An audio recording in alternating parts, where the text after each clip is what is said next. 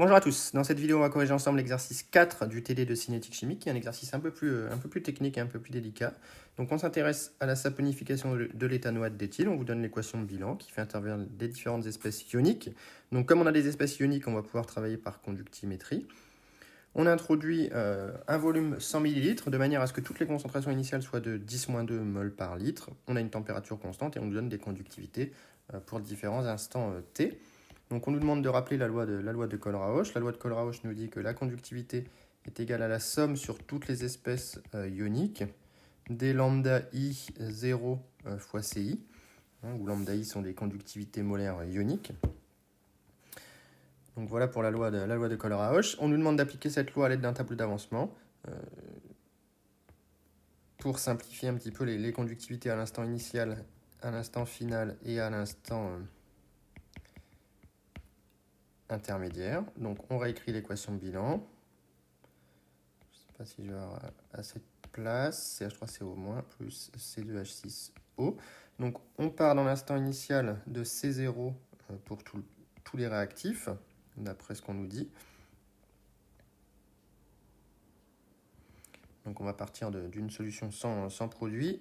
Un état intermédiaire, on va donc avoir C0-X, C0- le Na+, est une espèce qui ne réagit pas. Ici, c'est un spectateur. Donc C0 pour Na+, et X pour les autres. Et dans l'état final, comme c'est total, donc tout ce chapitre, on considère que c'est total, il va donc rester epsilon tend vers 0, C0 puisque c'est l'espèce spectatrice, epsilon tend vers 0, C0 et C0, C0. Donc ici, Na+ est spectateur, tout simplement. Donc sa concentration ne varie pas. On l'a mis en tant que produit et en tant que réactif pour ne pas l'oublier dans la loi de Colles-Rauch, tout simplement. Sinon, on a tendance à les oublier quand on écrit la loi de Colles-Rauch. Donc à partir de là, on va pouvoir écrire sigma 0, sigma t et sigma infini. Sigma 0, c'est la conductivité à l'instant 0.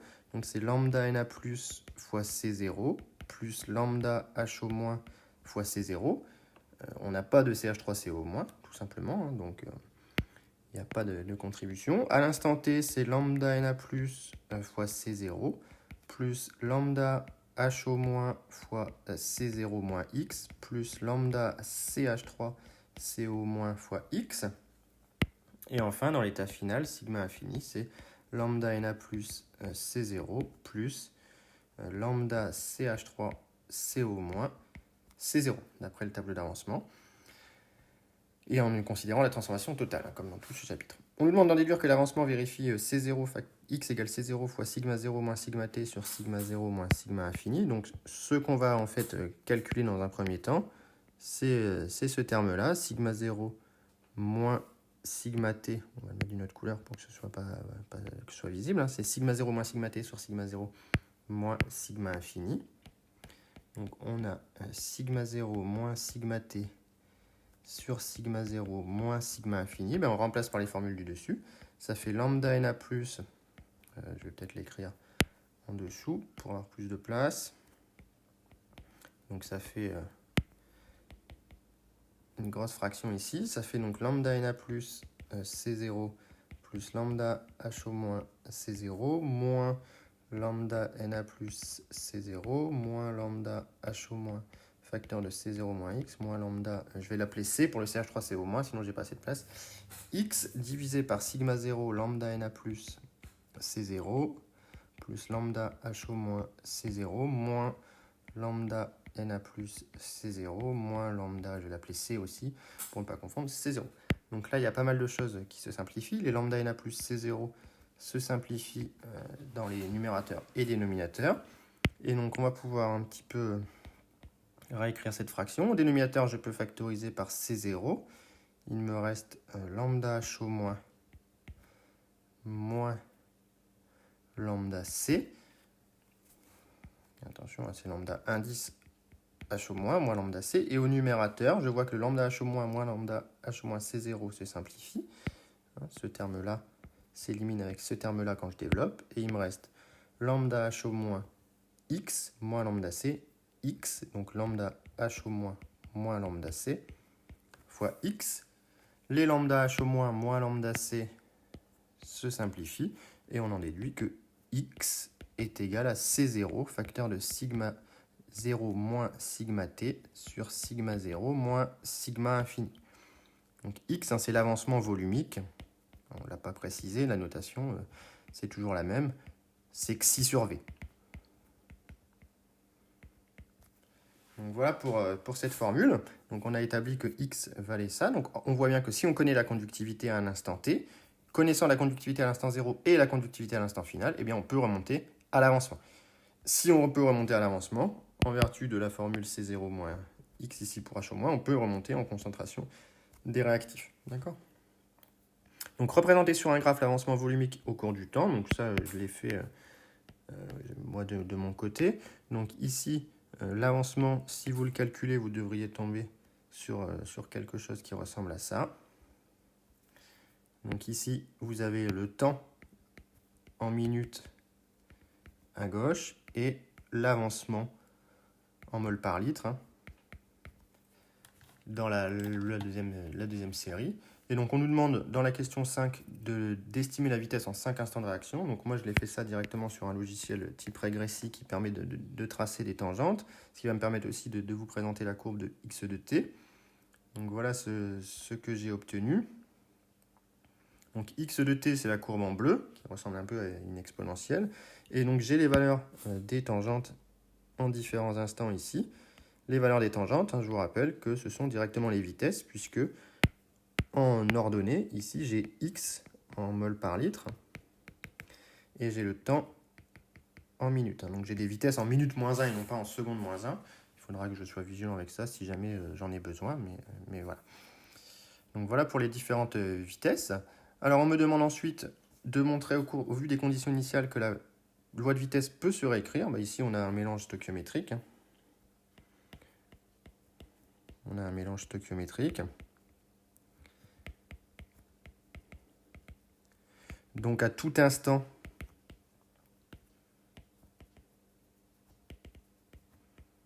on a que la concentration en l'espèce qui était C4H8O2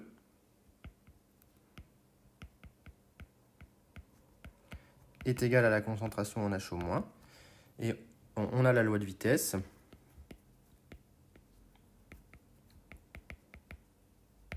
Qui s'écrit V égale K fois C4H8O2 à la puissance alpha 1 fois H- à la puissance alpha 2. Na plus est spectateur et n'intervient pas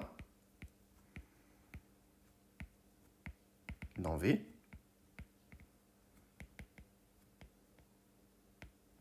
Tout simplement, alpha 1 et alpha 2 sont les ordres partiels. Et donc, comme à tout instant, les concentrations réactives sont égales, donc on peut écrire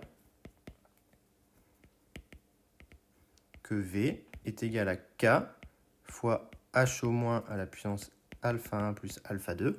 Et donc ça, c'est bien le petit p de l'énoncé. Ça, c'est P. C'est donc l'ordre global de la réaction. Donc on va appliquer une méthode différentielle. On passe en prenant le logarithme, en passant au ln. On a que ln de V est égal à ln de K plus P ln de H au moins, où P est l'ordre global. Donc on va tracer ln de V en fonction de ln de H au moins.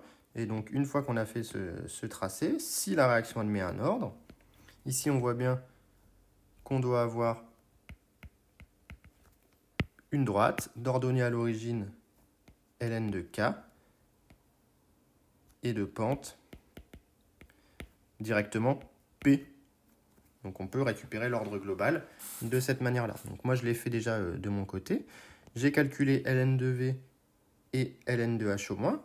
On a H au moins à tout instant qui est égal à C0 moins X. Donc avec le tableau des X que vous pouvez retrouver dans ma vidéo juste avant, qui sont dans les Y, vous avez juste à soustraire ce X à C0, prendre le ln, faire pareil pour les vitesses que j'ai exposées avant. Mes vitesses, elles sont surlignées ici en rouge. Et donc vous tracez ensuite la régression linéaire. Vous obtenez un modèle qui n'est finalement pas trop mauvais, qui est un modèle expérimental. Les données de cet exercice sont issues d'une manipulation de TP, et donc on trouve quand même quelque chose de plutôt pas mal. Donc là, vous avez ln de h au moins, et là, vous avez ln de v, j'insiste. Et donc moi, ce qui m'intéresse, c'est le coefficient directeur, qui va me donner l'ordre global. On peut avoir une estimation de la constante de vitesse, mais c'est évidemment pas les méthodes à choisir. Donc le modèle semble validé. On voit bien que les points sont plutôt alignés autour de la droite. Et on déduit P égale 1,8. Donc on fait l'hypothèse d'un ordre global de 2. Évidemment, la méthode différentielle va donner une approximation pour l'ordre global. Donc là, on va pouvoir faire l'hypothèse d'un ordre global de 2 qu'on vérifiera par une méthode intégrale dans la dernière question. Et donc, on peut faire une estimation aussi de K.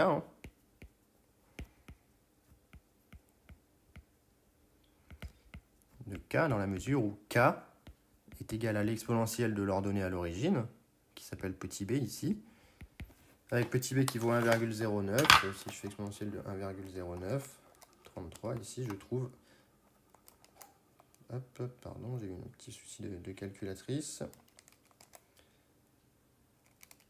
On trouve 2,98, on va prendre un seul chiffre, donc 3, et l'unité, attention, litre, mol moins 1 et minute moins 1. Évidemment, j'ai travaillé avec des temps en minutes, donc j'aurai des constantes en minutes. Et donc, dans la dernière question, on va appliquer une méthode intégrale maintenant pour vérifier que la constante est d'ordre 2. Donc, on fait l'hypothèse d'un ordre 2. Et donc, si la réaction est d'ordre 2,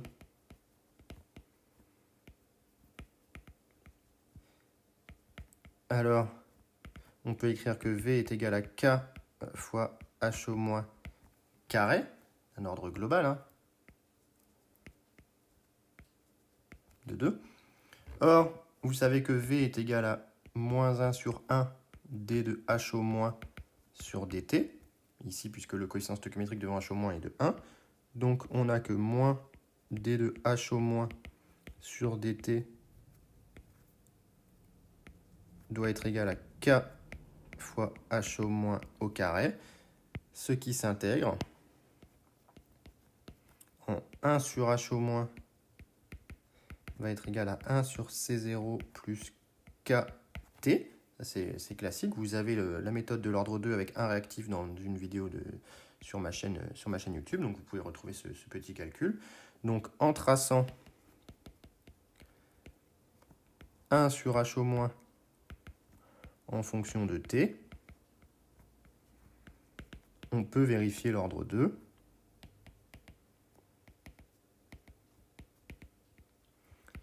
Et K sera le coef directeur de la droite. Et là, on va avoir quelque chose normalement de beaucoup plus précis. Et donc, on a, rappel, la concentration en H au moins est égale à C0 moins X. Donc, encore une fois, j'ai fait le calcul de mon côté. Donc, voilà ce que j'ai obtenu pour T et H au moins. Donc là, vous avez T en minutes et 1 sur H au moins en litres par mol, pour le coup. Et donc, si on trace la régression linéaire, vous allez obtenir quelque chose qui est plutôt totalement cohérent. Vous avez un R carré ici qui est très bon. Vous voyez bien que les points sont alignés, donc le modèle est validé.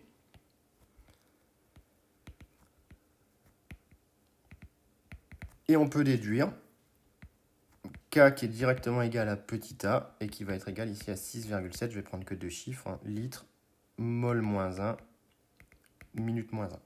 Donc on voit qu'évidemment la valeur de K est complètement différente de celle que j'ai obtenue par la méthode différentielle.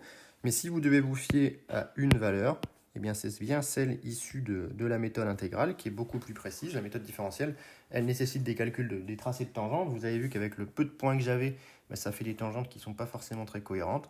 Et donc à la fin, ça fait de grosses erreurs. Donc la méthode différentielle, elle est très bien pour trouver l'ordre comme on l'a vu dans cet exercice. Par contre, quand on veut revenir aux constantes cinétiques, il faut passer par une méthode intégrale. Donc voilà pour cet exercice qui est assez compliqué. J'espère que la vidéo sera pas trop longue et qu'elle pourra vous aider. Si vous avez des questions, mettez-les en commentaire.